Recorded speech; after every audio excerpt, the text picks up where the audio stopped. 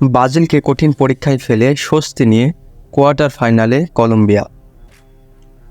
কোয়ার্টারে জিতে ব্রাজিলের সামনে সমীকরণ ছিল খুবই সহজ। কলম্বিয়ার বিপক্ষে শুধু ড্র করলেই হতো সেলেসাওদের। ঠিক সেটাই করেছে বলিভার জুনিয়রের শিষ্যরা। তবে জয় নিয়ে গ্রুপ চ্যাম্পিয়ন হওয়ার সুযোগ থাকলেও তা কাজে লাগাতে পারেনি পাঁচবারের বিশ্ব চ্যাম্পিয়নরা। কোয়ার্টার নিশ্চিত হলেও কঠিন প্রতিপক্ষ পেয়েছে ব্রাজিল।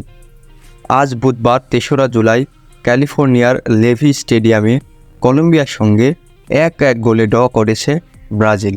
সেলেসাওদের হয়ে গোল করেছেন রাফিনিয়া ও কলম্বিয়ার হয়ে গোল করেছে মোরোনোজ।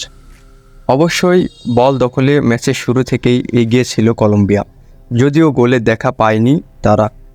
৬ষ্ঠ মিনিটে হামেস রদ্রিগোসকে ফাউল করে হলুদ কার্ড পান ব্রাজিলের বড় তারকা ভিনিসিয়াস জুনিয়র। আগের ম্যাচে প্যারাগুয়ের বিপক্ষে ৮৩ মিনিটে হলুদ কার্ড দেখেছিলেন তিনি। কোপা আমেরিকায় পরপর দুইবার হলুদ কার্ড দেখার কারণে কোয়ার্টার ফাইনাল খেলতে পারবেন না এই ব্রাজিলিয়ান তারকা, যা ব্রাজিলের দুশ্চিন্তার কারণ আরও বাড়িয়েছে। ৭ম মিনিটে গোলের দেখা পেয়েই গিয়েছিল কলম্বিয়া, তবে রদ্রিগেজের দূরপাল্লার ফ্রি কিক গোলবারে লাগায় হতাশ হতে হয় দলটিকে। ১০ম মিনিটে গুমাইরেজের গড়ানো বল বারের অভিমুখে গেলেও সহজেই প্রতিহত করেন কলম্বিয়ার গোলরক্ষক। এরপর একের পর এক আক্রমণের ফল হিসাবে ১২ মিনিটে কাঙ্ক্ষিত সেই গোলের দেখা পায় ব্রাজিল। অবিশ্বাস্য এক ফ্রিকিক থেকে গোল এনে দেন বার্সা তারকা রাফিনিয়া। ১-০ গোলে এগিয়ে আক্রমণ আরও বাড়ায় ব্রাজিল। ম্যাচের ২০ মিনিটের মাঝমাঠ থেকে ফ্রিকিক পায় কলম্বিয়া। হামেস রদ্রিগেজের বাড়ানো সেই বল গোল করেন ২৩ নম্বর জার্সি পরা খেলোয়াড় ডেভিডসন সানচেজ।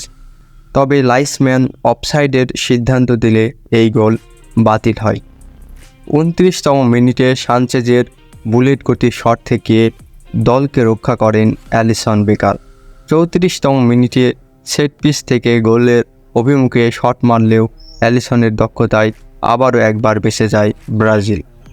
একটা সময় মনে হচ্ছিল লিড নিয়েই বিরতিতে যাবে সেলেসাওরা, তবে লিড ধরে রাখতে পারেননি তারা। বেশ কয়েকটি সুযোগ হাতছাড়া করলেও প্রথমার্ধে অতিরিক্ত সময়ে দারুণ এক গোল করে সমতায় ফেরায় ড্যানিয়েল মুনোজ। ১-১ গোলের সমতাতে বিরতিতে যায় এই দুই দল।